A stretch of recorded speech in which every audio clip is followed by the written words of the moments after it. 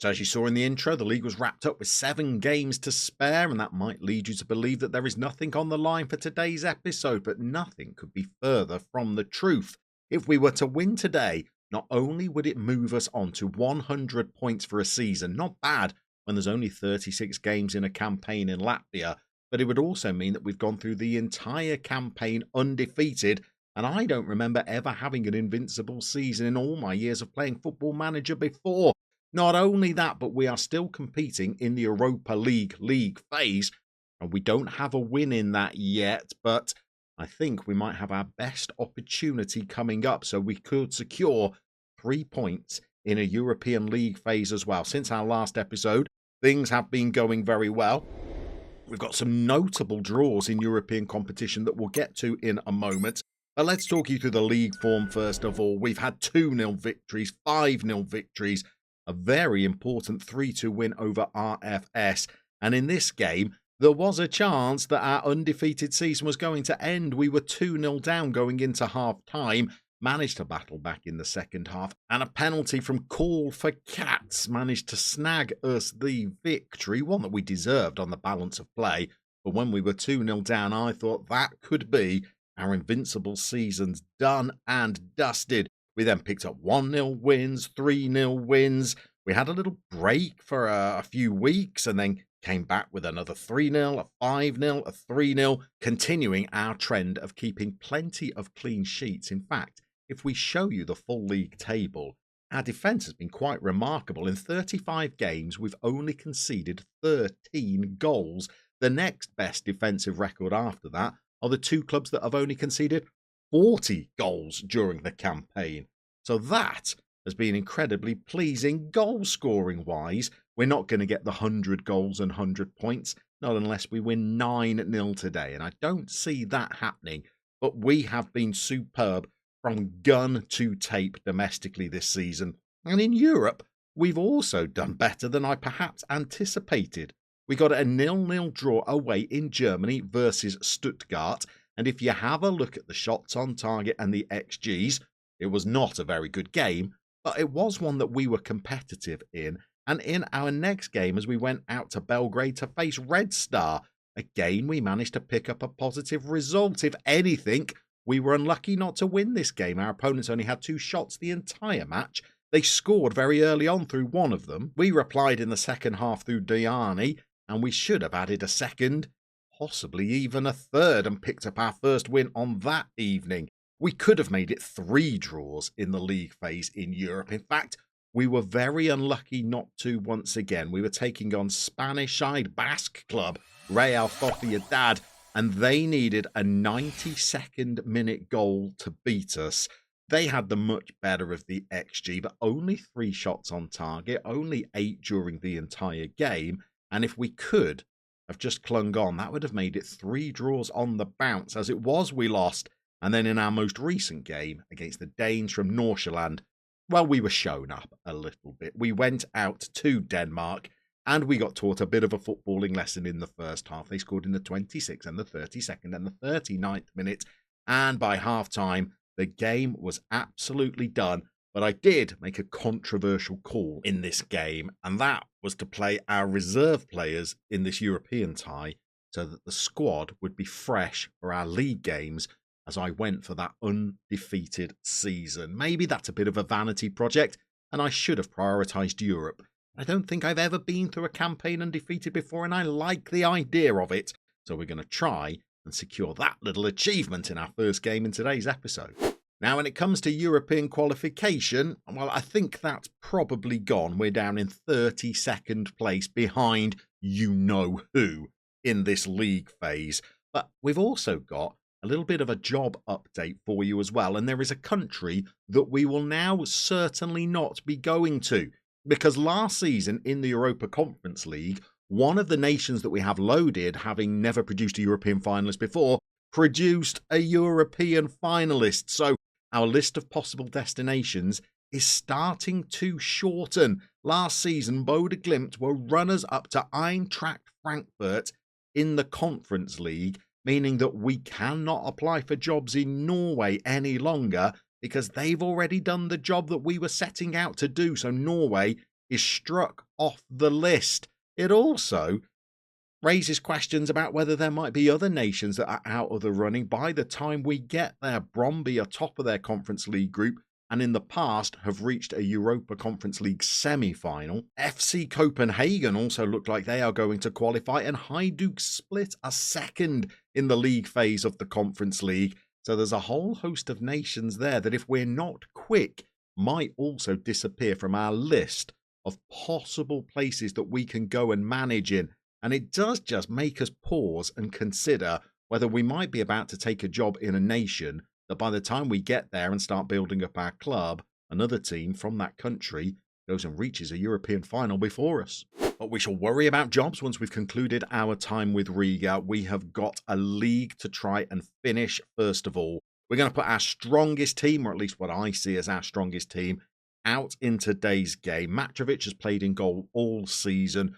Boller has been injury prone, but has been a good left back when he's in the side.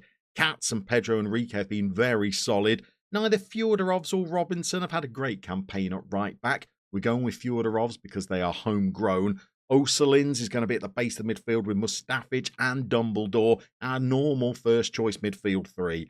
And then up front, we're going to have Smolensky, we're going to have Diani, and we're going to have the returning Nets Ameyer, a player who I fell out with earlier in the season, but we had such a tough run of games and he was registered to play that I actually called him in from the cold, and he's done pretty well in 4 starts now. He's got 3 goals and 2 assists. And as some other players struggle for fitness as we try and balance Europe and domestic action, he is going to be in the starting lineup for today's game. So we've got an away tie today to finish our league campaign against a side who are undefeated in the last 5. With those 2 European defeats, we've only won 3 of our last 5 fixtures.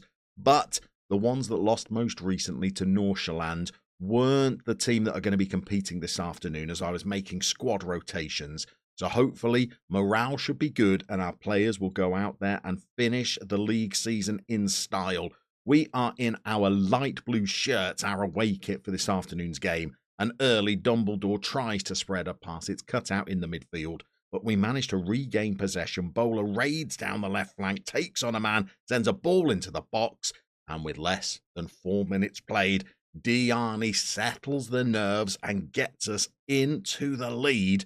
And it could be that we are going to achieve that dream of having an invincible season. I realise it's only Latvia. We are not like Arsenal going through an entire Premier League season in England undefeated, but it's still a nice little thing to tick off.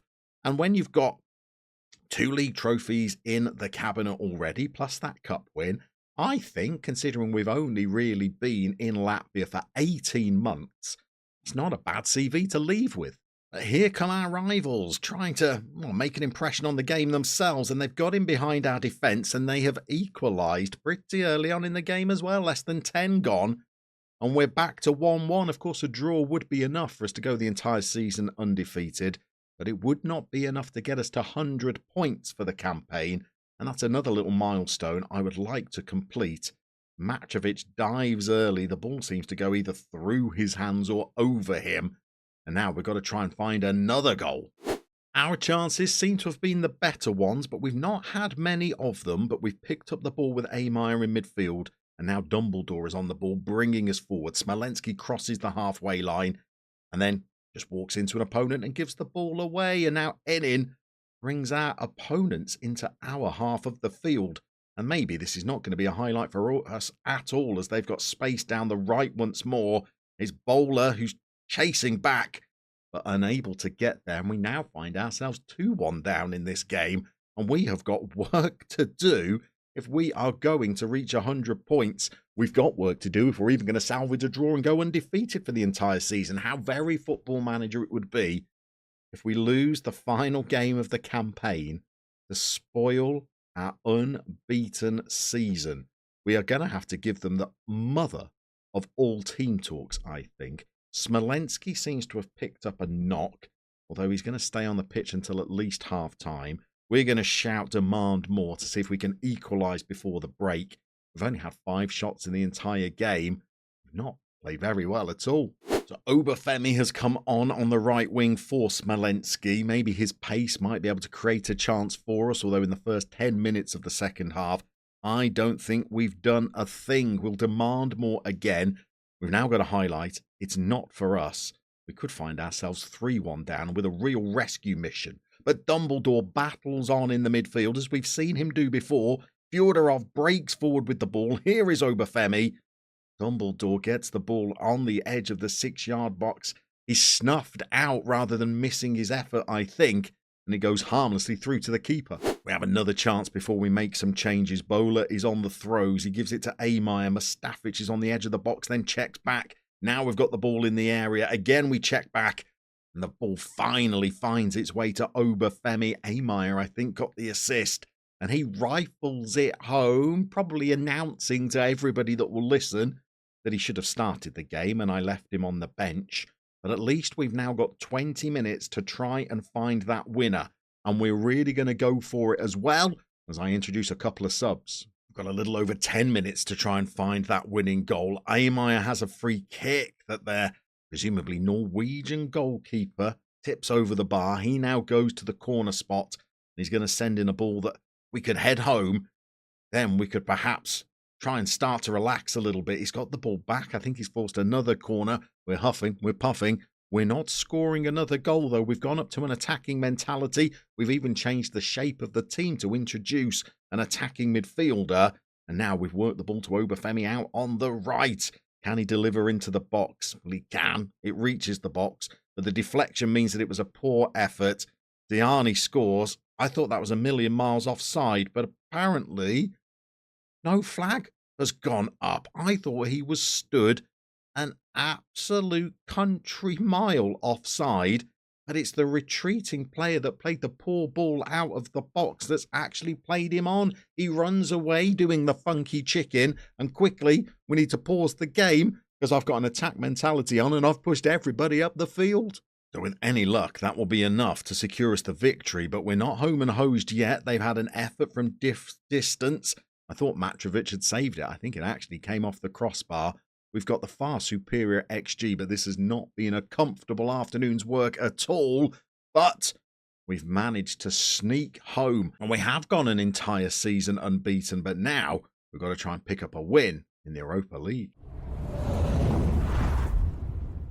So a slight spanner in the works. We're still a good 10 days away from that game in the Europa League against Polish opposition, but we applied for a job just before we started recording this episode, and they offered us an interview, and we kind of went to that interview, and well, they've come back and offered us a job, and I'd be very interested to get your thoughts down in the comments on whether you think this is one that we should accept or not. The board are very keen to request a meeting with us because they would like to keep us, but Slovan Liberec have come in and offered us £1,100 a week, slightly less than we're on in Riga, a transfer budget of £60,000, significantly less than we're on in Riga, and a wage budget of £51,000, about what we're spending currently.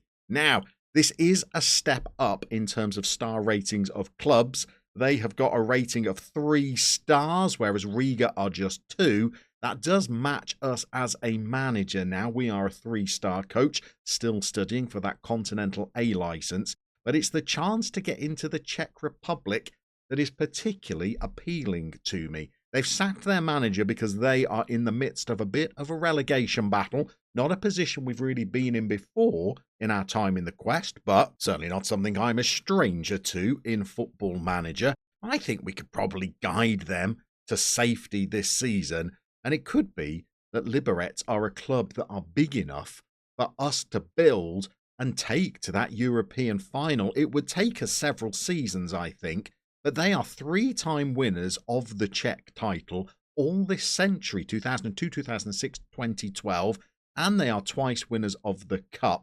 And a little bit of research, just off camera now, shows that they are regular participants in European competition. So I think they have been in the top half of the league for a lot of their most recent seasons. You can see that they've been finishing 3rd, 4th, 3rd.